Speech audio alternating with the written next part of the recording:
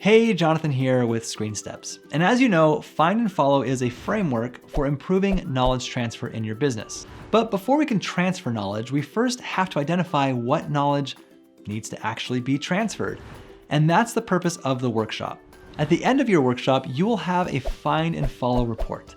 This report is key to a successful launch of ScreenSteps because it will help you prioritize what needs to be done first. It helps you gain alignment between training and operations around what needs to be taught and what should go into a guide. And it helps you coordinate your content creation efforts. So the workshop can be done in person or remotely and can last anywhere from 90 minutes to 3 hours and even include follow-up sessions as needed. A Find and Follow workshop is critical to your knowledge transfer strategy. Ultimately, you need to run this workshop in your business so that you can prevent making mistakes later on. And as always, don't forget to like and subscribe.